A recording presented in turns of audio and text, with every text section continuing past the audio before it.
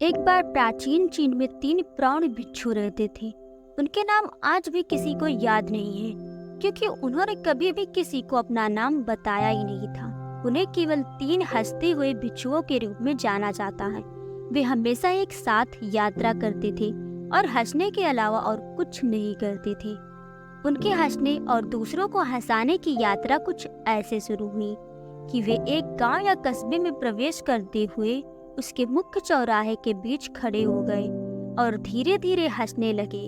वहां रहने वाले और काम करने वाले लोग और राहगीर उन्हें अनदेखा नहीं कर सके और धीरे धीरे उनके साथ हंसना शुरू कर दिए। उन्होंने ये काम जारी रखा जब तक कि एक हंसने वाली छोटी भीड़ नहीं बन गई और अंततः हंसी पूरे गांव और कस्बे में फैल गई थी। और इस तरह पूरे गांव को हंसाकर खुश कर वे तीनों वृद्ध भिक्षु अगले गांव में चले गए। उनकी हंसी उनकी शिक्षा और प्रार्थना का एकमात्र जरिया था, क्योंकि उन्होंने कभी किसी से बात नहीं की। उन्होंने पूरे चीन में बस यही स्थिति पैदा की। वे लोगों से प्यार करते थे और उनका सम्मान करते थे। लोग ऐसे आध्यात्मिक शिक्षकों को पहले या बाद में कभी नहीं मिले थे। उनका मानना था कि जीवन को हमें खुशी और आनंद के बड़े अवसर की तरह स्वीकार करना चाहिए।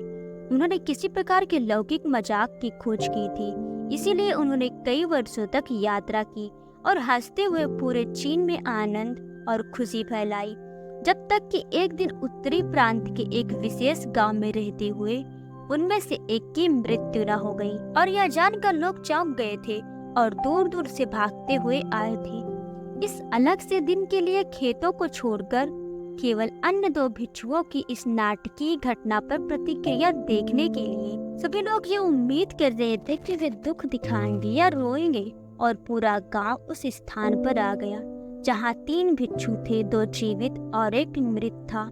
सबके आश्चर्य के बीच शेष 2 भिक्षु केवल जोर जोर से हंस रहे थे। वे हंसे ही जा रहे थे और हंसे ही जा रहे थे और रुकने का नाम भी नहीं ले रहे थे।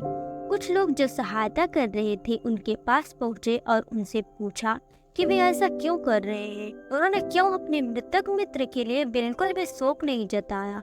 और इस एक बार भिक्षुओं ने वास्तव में प्रतिक्रिया व्यक्त की। कल आपके गांव के रास्ते में उन्होंने शर्त लगाई थी कि हम में से जो भी भिक्षु अन्य 2 से पहले मरेगा, बाकी के 2 उसके लिए अपनी हंसी नहीं खोएंगे।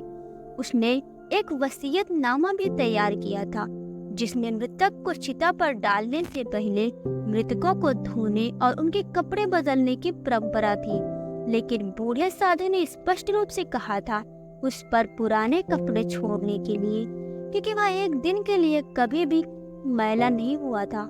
उसने कहा था कि मैंने कभी भी इस दुनिया की किसी भी गंदगी को अपनी हंसी के माध्यम से मुझ तक पहुंचने ही नहीं दिया।